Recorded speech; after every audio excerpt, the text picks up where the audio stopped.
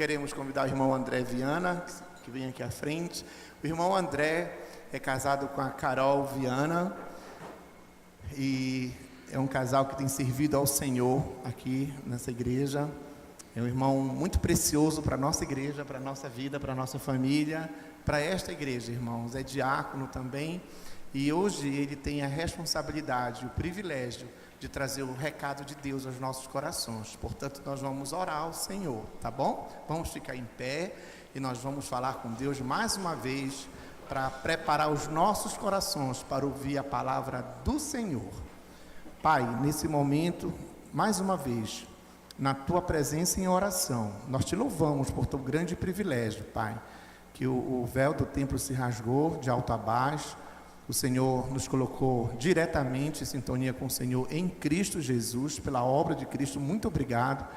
E obrigado pelo privilégio que nós temos, em primeiro lugar, no nosso país, de termos a liberdade de prestarmos culto coletivo ao Senhor, Pai. Ó Deus, quanto privilégio, e alguns não aproveitam, Senhor. Mas nesse momento nós suplicamos que o Senhor, por favor, nos tire toda a distração, prepare as nossas mentes e principalmente os nossos corações para receber a Tua palavra, Pai. Abra os nossos ouvidos espirituais para ouvir tão somente a Tua voz. Que o nosso irmão André seja tão somente um instrumento maleável nas Tuas mãos. Ele seja, Pai, a Tua boca nesse momento para a Tua igreja. Derrama graça sobre a sua vida, guia, orienta tudo aquilo que ele estudou, que ele leu. O Senhor possa trazer à memória tudo aquilo que for para a edificação da Tua igreja e quem sabe haja salvação também. E esta é nossa oração em nome de Jesus, amém. Os irmãos podem sentar. André, Deus te abençoe, o púlpito é seu.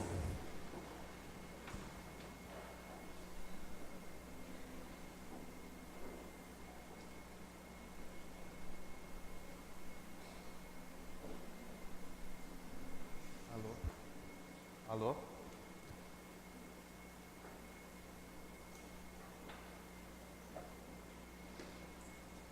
Boa noite, irmãos. É sempre uma alegria e um desafio trazer a palavra do Senhor aqui para vocês. E quando o pastor Raik me pediu, me solicitou que eu trouxesse nesse culto, ele disse: André, pense em alguma coisa, ora alguma coisa que Deus coloca no teu coração sobre a oração. E foi isso que eu refleti, conversei com a minha esposa, e nos veio, nessa conversa, nessa reflexão, nos veio à mente a história do profeta Daniel. E eu queria que os irmãos pegassem a palavra do Senhor, fosse lá no livro de Daniel, e já deixasse o livro de Daniel separado, que nós vamos passar por vários momentos da história desse profeta. E o profeta Daniel, ele é um homem um pouco que tem uma história de vida um pouco particular nas Escrituras. Como poucos homens nas Escrituras e profetas, ele é um homem que é muito difícil você encontrar um defeito, uma falha, por momentos parece que é um homem perfeito. Não é narrado em todo o livro de Daniel alguma falha, algum defeito deste profeta. Mas a gente sabe que somente Cristo foi perfeito. E a gente pode confirmar isso pelo que o próprio Daniel diz no livro dele sobre ele mesmo. Em Daniel, capítulo 9, versículo 20, diz assim: falava eu ainda e orava e confessava o meu pecado e o pecado do meu povo de Israel, e lançava a minha súplica perante a face do Senhor meu Deus, pelo monte santo do meu Deus. E é justamente com base na história desse homem que essa noite eu queria que nós aprendêssemos um pouco mais, eu e vocês, sobre oração. Eu creio que o livro de Daniel tem lições muito importantes sobre a oração. E é isso que eu queria compartilhar com os irmãos. E aí eu peço que os irmãos abram a palavra do Senhor, que esse é o nosso texto base, no capítulo 9 de Daniel, e nós vamos ler no versículo de 1 a 4.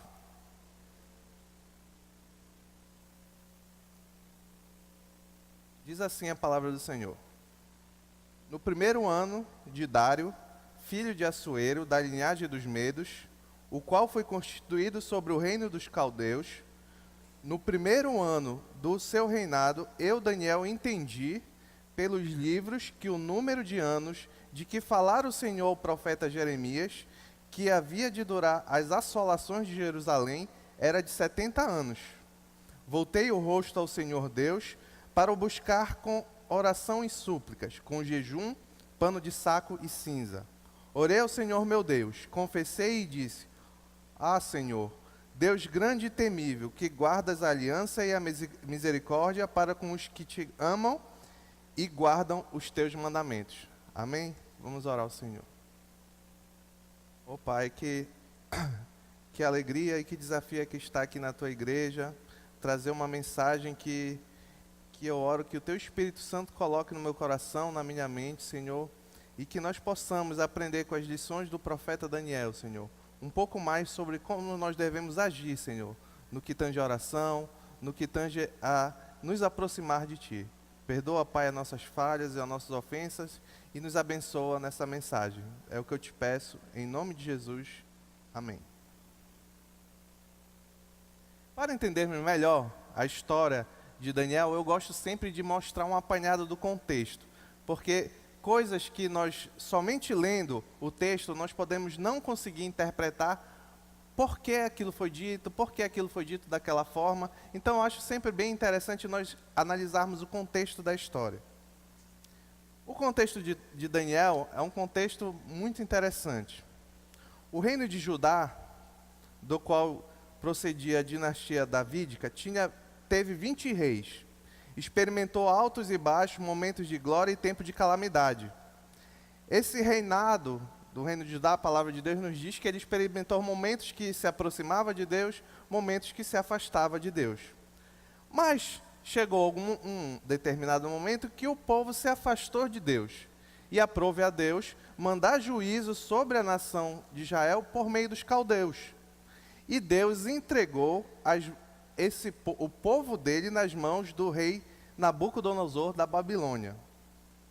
Em 1606 a.C., Nabucodonosor cercou Jerusalém, saqueou o templo e levou todos os tesouros para a Babilônia.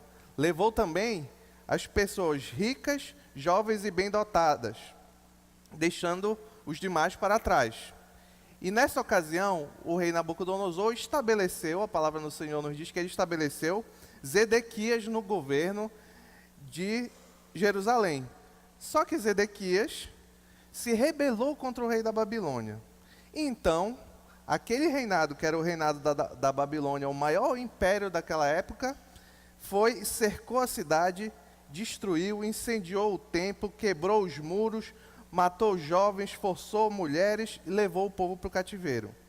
Naquela época, nada se comparava no mundo ao Império Babilônico. Só a título de curiosidade, o Império disse que as muralhas do Império Babilônico podiam andar 3 carros de guerra, lado a lado. Só para vocês terem noção da largura das muralhas que cercavam a Babilônia. Tinham cercas, na muralha que cercava a cidade da Babilônia, tinham cerca de 1.200 torres. Era um negócio grandioso. Nada no mundo daquela época se aproximava a isso. E foi nesse contexto de apostasia, de paganismo, de infidelidade, de desobediência, foi justamente nesse contexto em que Daniel cresceu. Então, eu queria que a gente abrisse agora, desse um salto lá para o início do livro de Daniel e lesse rapidamente Daniel capítulo 1, versículo 1. Daniel vivendo nesse contexto, olha o que a palavra do Senhor nos diz. No ano terceiro do reinado de Jeoaquim, rei de Judá, veio Nabucodonosor, rei da Babilônia, a Jerusalém e a sitiou, como nós falamos. O Senhor lhe entregou nas mãos a Jeoaquim, rei de Judá, e alguns dos utensílios da casa de Deus. Este levou-os para a terra de Sinar, para a casa de seu Deus, e os pôs na casa do tesouro de seu Deus. Disse o rei a Aspenaz, chefe dos seus eunucos, que trouxesse alguns dos filhos de Israel, tanto da linhagem real como dos nobres. Jovens, sem nenhum defeito, de boa aparência, instruídos em toda sabedoria. Doutos em ciência, versados no conhecimento, e que fossem competentes para assistirem no palácio o rei e lhes ensinassem a cultura e a língua dos caldeus.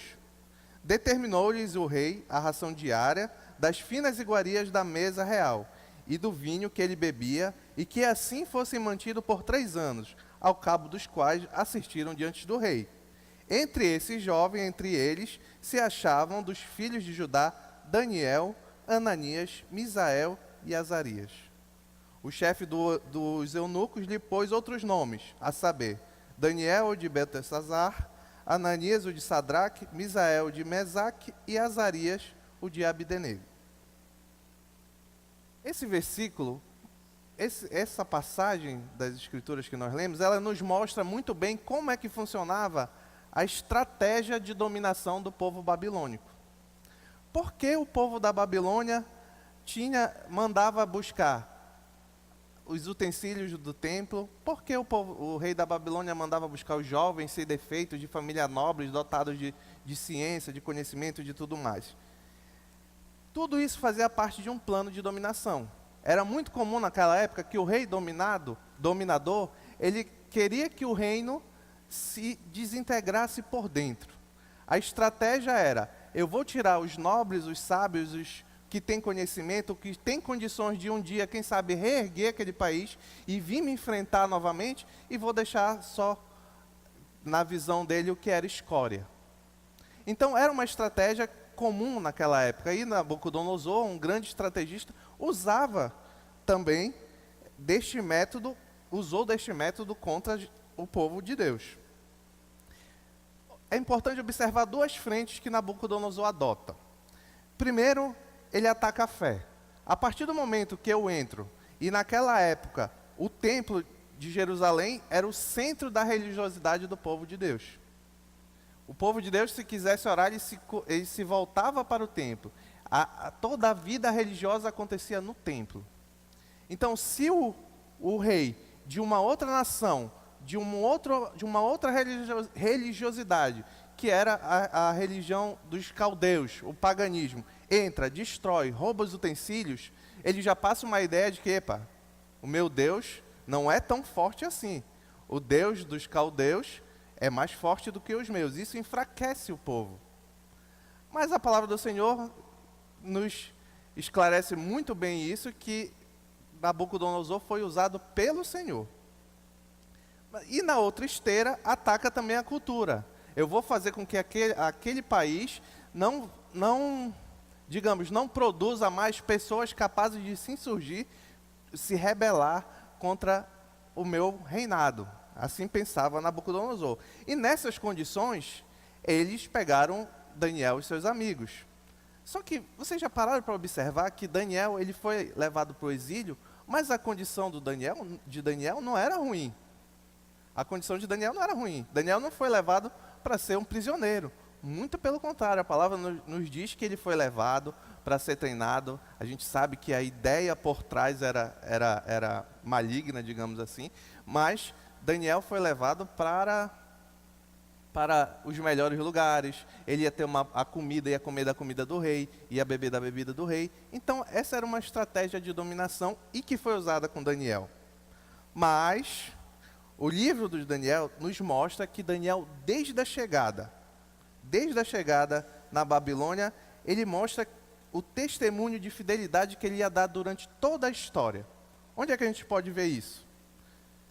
Eu queria ler com os irmãos Daniel capítulo 1, versículo 8. Olha o que diz a palavra do Senhor. Resolveu Daniel firmemente não contaminar-se com as finas iguarias do rei, nem com o vinho que ele bebia. Então pediu ao chefe dos eunucos que lhe permitisse não contaminar-se. É interessante observar que a palavra do Senhor, ela deixa claro qual é o posicionamento de Daniel. Mudaram o nome de Daniel. Queriam mudar a cultura de Daniel. Queriam mudar a personalidade, a religiosidade de Daniel. Mas Daniel resolveu que com ele não ia ser assim. E a palavra do Senhor não diz só que ele resolveu, diz que ele resolveu firmemente. Ele resolveu firmemente que com ele ele não ia ceder a todas essas coisas. E nós, irmãos? Quantas vezes nós fazemos resoluções do tipo: vou ler mais as Escrituras, vou resistir àquele pecado que frequentemente cedo, vou me dedicar mais à obra do Senhor, vou dar testemunho na minha faculdade, na minha escola, no meu trabalho, na minha empresa, vou me dedicar mais à oração. Quantas vezes nós fazemos esse tipo de resolução? Eu já fiz inúmeras e ao final não cumprimos. Nós temos que aprender com Daniel justamente esse firmemente. A resolução de Daniel foi firme e as nossas resoluções têm que ser como as de Daniel. A partir do momento que nós, como cristãos, decidimos que devemos melhorar em diversas áreas, devemos nos tornar mais fiéis como Daniel, nós temos que nos manter firmes nessas resoluções. Mas no livro, como eu falei no início, hoje nós vamos falar sobre oração. E eu queria destacar 3 pontos no livro de Daniel que me chamaram a atenção sobre a relação de Daniel com a oração. O primeiro ponto eu chamei de a importância que Daniel dava para a oração.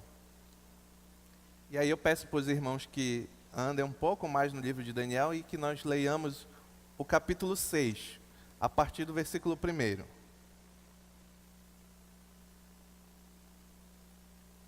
Capítulo 6 do livro de Daniel, a partir do versículo 1. Diz assim: pareceu bem a Dário constituir sobre o reino a 120 sátrapas, que estivessem por todo o reino. Sátrapas é uma espécie de administrador. E sobre eles 3 presidentes, dos quais Daniel era um, as quais esses sátrapas dessem conta, para que o rei não sofresse dano. Então, o mesmo Daniel se distinguiu desses presidentes e sátrapas, porque nele havia um espírito excelente. O rei pensavam em estabelecê-lo sobre todo o reino. Então, os presidentes e os sátrapas procuravam a ocasião para acusar Daniel a respeito do reino, mas não puderam achá-la, nem culpa alguma, porque ele era fiel.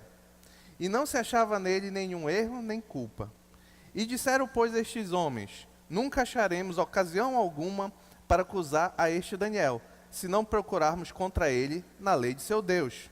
Então, estes presidentes e sátrapas foram juntos ao rei e lhe disseram: ó rei Dário, vive eternamente. Todos os presidentes do reino e prefeitos e sátrapas, conselheiros e governadores concordaram em que o rei estabeleça um decreto e faça firme o interdito que todo homem que, por espaço de 30 dias, fizer petição a qualquer Deus ou qualquer homem, e não a ti, ó rei, seja lançado na cova dos leões. Agora, pois, o rei sanciona o interdito e assina a escritura, para que não seja mudado a lei segundo a lei dos medos, para que não seja mudado segundo a lei dos medos e dos persas, que se não pode revogar. Vocês lembram da história do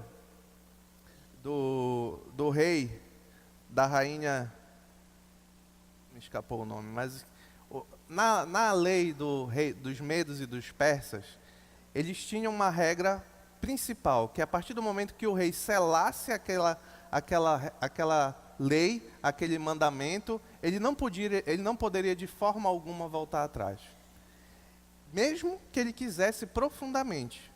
E foi mais ou menos o que aconteceu aqui. Vamos continuar na leitura. Por esta causa, o rei Dário assinou a escritura e o interdito. Daniel, pois quando soube que a escritura estava assinada, entrou em sua casa, e em cima no seu quarto, onde havia janelas abertas do lado de Jerusalém, 3 vezes por dia se punha de joelhos e orava, e dava graças diante do seu Deus, como costumava fazer. Então aqueles homens foram juntos e, tendo achado Daniel a orar e a suplicar diante do seu Deus. A história prossegue.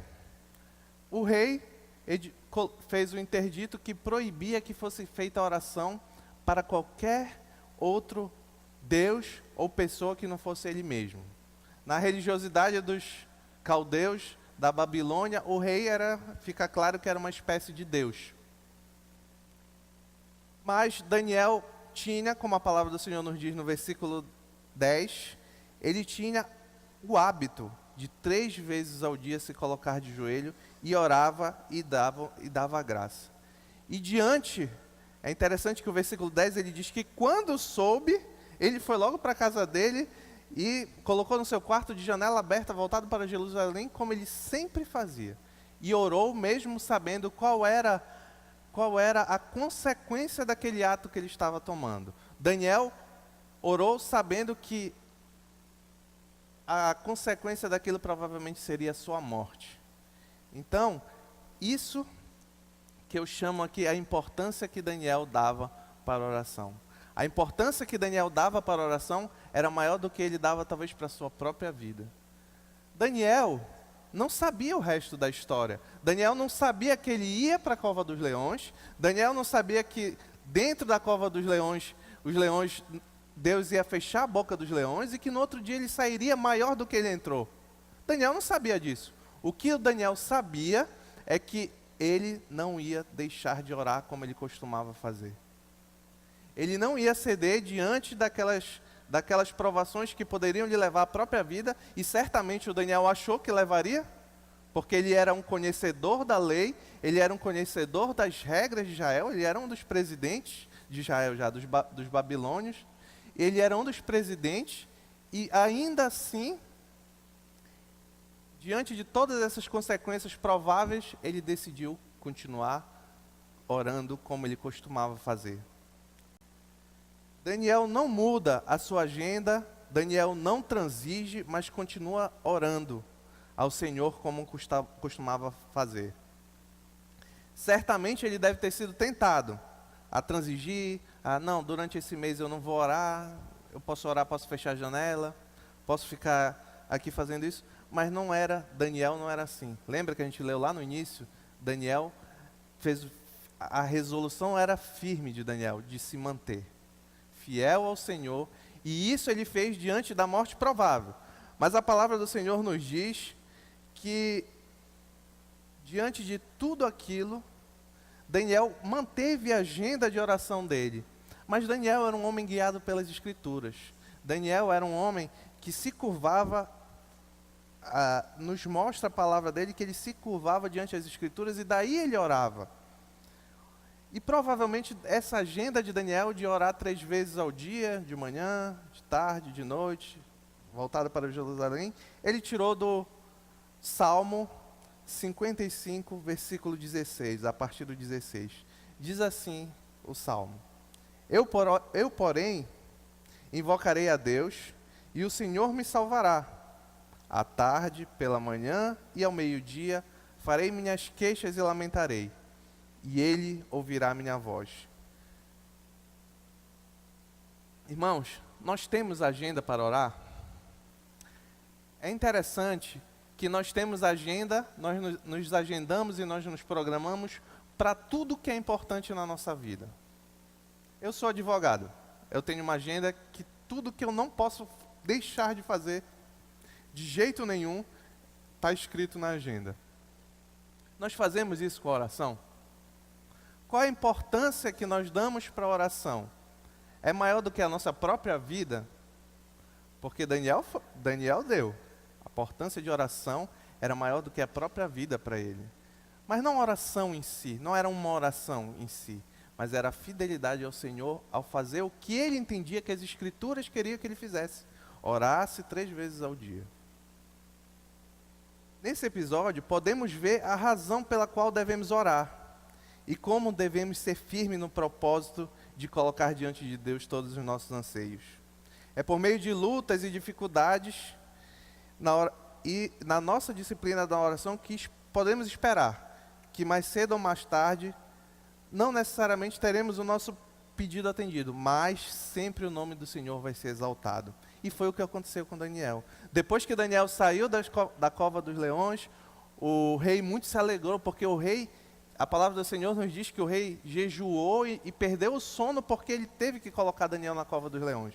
Mas no final, depois que Daniel saiu, resistiu na firmeza dele de não se contaminar, diz a palavra do Senhor em Daniel 6:25.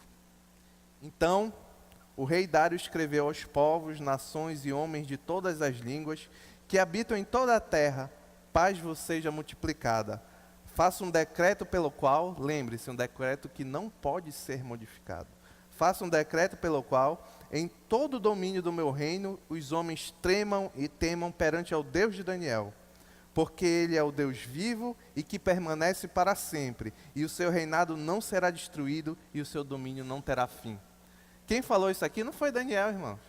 Quem falou isso aqui foi o rei da Babilônia. E disse mais: ele livra e salva, e faz sinais e maravilhas no céu e na terra. Foi ele quem livrou Daniel do poder dos leões.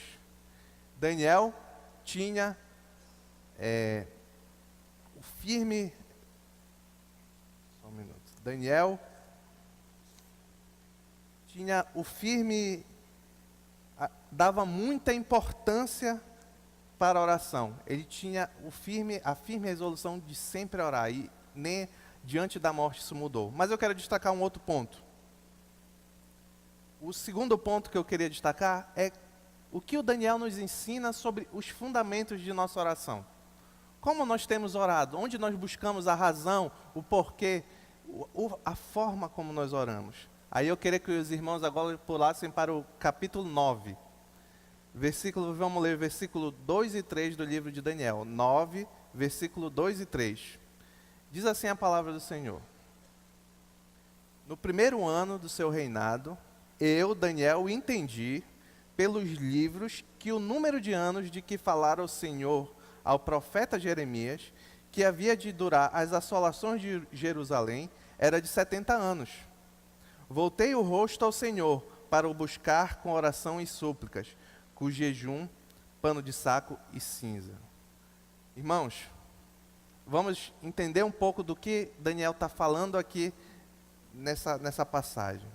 Em 586 a.C., Nabucodonosor levou, como a gente já viu, Daniel foi levado para a Babilônia cativa aos 14 anos.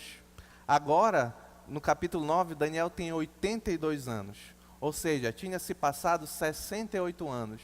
E o Daniel, da análise das escrituras, da leitura do que ele estava lendo o livro do profeta Jeremias, ele entende que a assolação de Jerusalém seria por 70 anos. Ou seja, Daniel percebeu que a promessa de Deus de que o povo ficaria cativo e que Jerusalém estaria assolada, estaria prestes a acabar. Tinha passado 68 anos.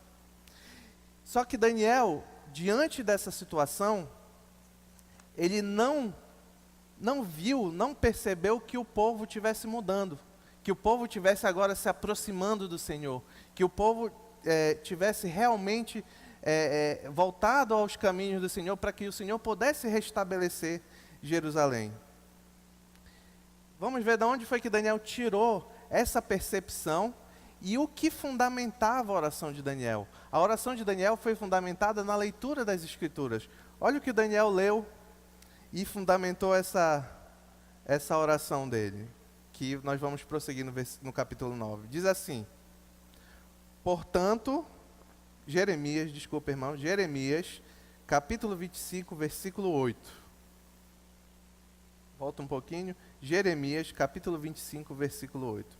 Diz assim: portanto, assim diz o Senhor dos Exércitos, visto que não escutaste as minhas palavras, eis que mandarei buscar todas as tribos do norte, diz o Senhor, como também a Nabucodonosor, rei da Babilônia, meu servo, e os trarei contra esta terra, contra os seus moradores e contra todas essas nações em redor, e os destruirei totalmente, e os porei por objeto de espanto e de assobio, e de ruínas perpétuas.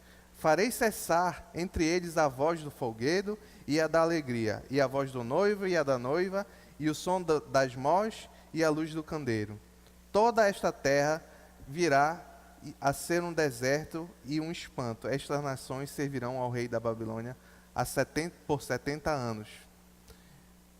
Diante deste texto, Daniel se colocou em oração. A vida de Daniel era sustentada por duas colunas. Daniel se voltava para a palavra e diante do que ele via e enxergava na palavra do Senhor, Daniel se voltava à oração. E foi o que aconteceu aí. Daniel viu que o povo sofria, mas o Daniel e que o povo ainda era rebelde, não se voltava ao Senhor, mas Daniel não desanimou. Foi aí, justamente diante do que ele enxergou nas Escrituras Sagradas, que Daniel resolveu continuar. Daniel resolveu, como sempre em tudo na vida de Daniel, ser firme em orar ao Senhor diante daquele problema que ele enxergou, que ele viu das Escrituras Sagradas. E Daniel, da análise das Escrituras, começou a orar. E o que isso nos ensina, irmãos? O que nos ensina essa atitude de Daniel? É interessante ver que as Escrituras nos deixam claras que nossas orações têm que estar conforme a vontade do Senhor.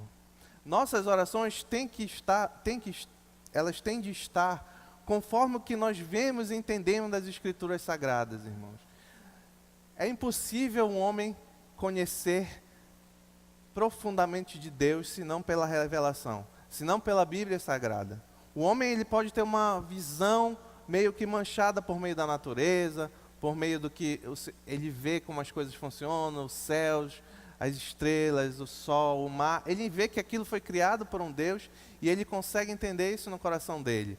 Mas para que nós possamos conhecer o Deus verdadeiro, o Deus de Israel, a vontade de Jesus Cristo, nosso Salvador, nós temos que buscar nas Escrituras Sagradas.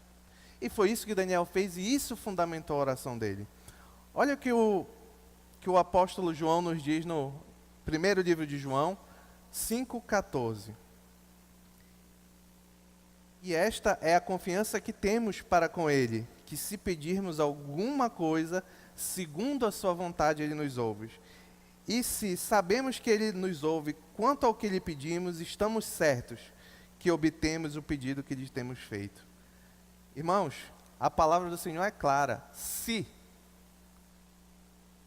pedirmos, é uma condicional. Se pedirmos, segundo a vontade do Senhor, sabemos que Ele nos ouve.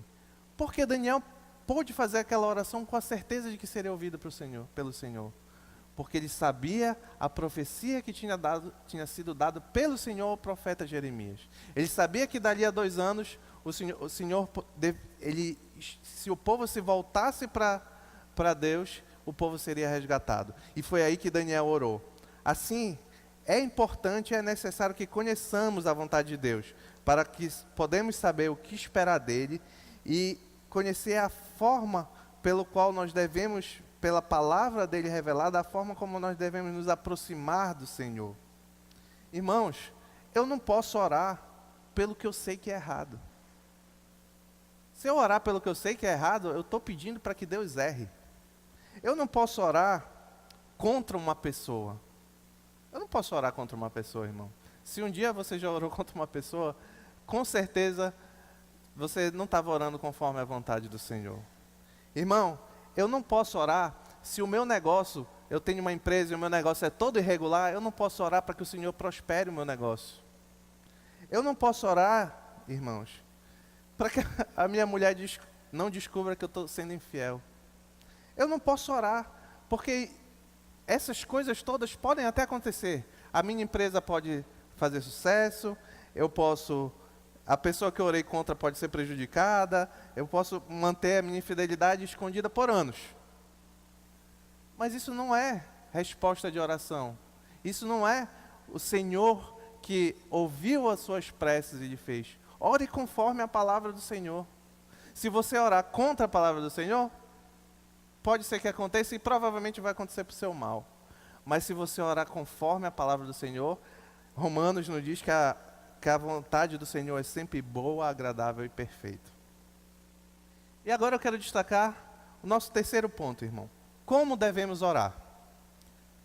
Eu vou pedir a paciência dos irmãos, porque agora eu quero ler um trecho extenso das Escrituras Sagradas, que é justamente a oração que Daniel faz diante de tudo isso que ele percebeu.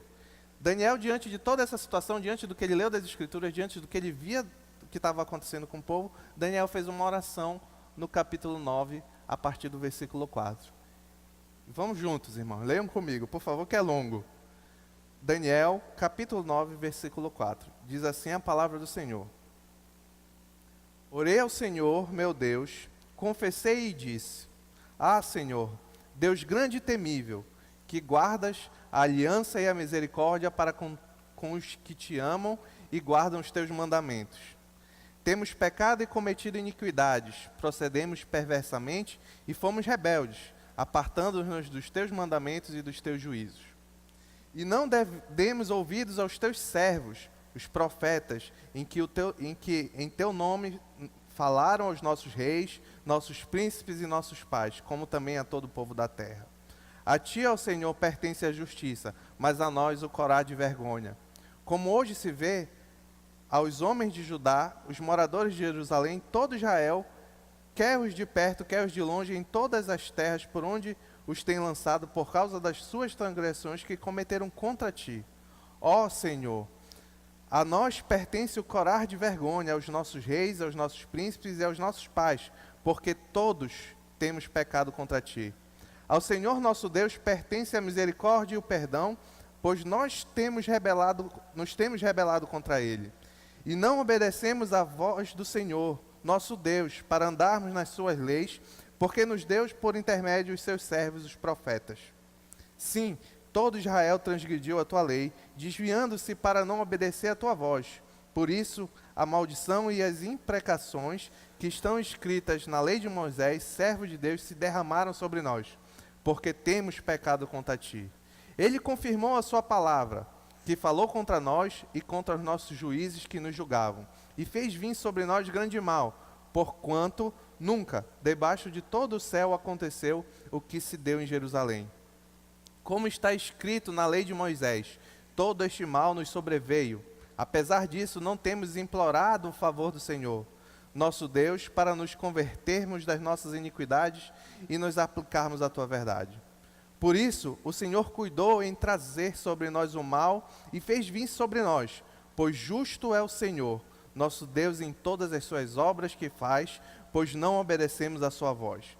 Na verdade, o Senhor nosso Deus, que tirastes o teu povo da terra do Egito com mão poderosa, e a ti mesmo adquiriste renome, como hoje se vê, temos pecado e procedido perversamente. Ó Senhor, segundo todas as tuas justiças, aparta-se a tua ira e o teu furor da tua cidade de Jerusalém, do teu santo monte, porquanto por causa dos nossos pecados e por causa das iniquidades de nossos pais, se tornaram Jerusalém e o teu povo opróbrio para todos os que estão em redor de nós. Está acabando, irmãos. Agora, pois, ó Deus nosso, ouve a oração do teu servo e as súplicas, e sobre o teu santuário assolado faze resplandecer o rosto. Por amor do Senhor, inclina, ó meu Deus, os ouvidos e ouve, abre os olhos e olha para a nossa desolação e para a cidade que é chamada pelo teu nome. Porque não lançamos as nossas súplicas perante a tua face, fiados em nossas justiças, mas em tuas muitas misericórdias. Ó Senhor, ouve, ó Senhor, perdoa, ó Senhor, atende-nos e age, não te retardes, por amor de ti mesmo, ó Deus meu, porque a tua cidade e o teu povo serão chamados pelos teus nomes. Irmãos, olha a oração de Daniel. Nós aprendemos que Daniel dava muita importância maior que a vida às orações. Nós aprendemos que a oração de Daniel é fundamentada com o que ele lia e aprendia das Escrituras e da palavra do Senhor. Mas agora nós lemos essa extensa e bela oração que Daniel faz nas Escrituras, e nós temos que aprender um pouco sobre como devemos orar, irmãos. Olha como Daniel ora. Daniel, primeiramente, adora o Senhor e se aproxima de Deus com santa reverência. Daniel, depois de adorar a Deus, é tomado de profunda contrição e faz confissão pelos seus pecados, pelos pecados do povo.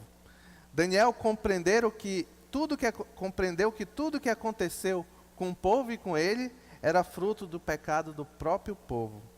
Todos pecaram e carecem da glória de Deus.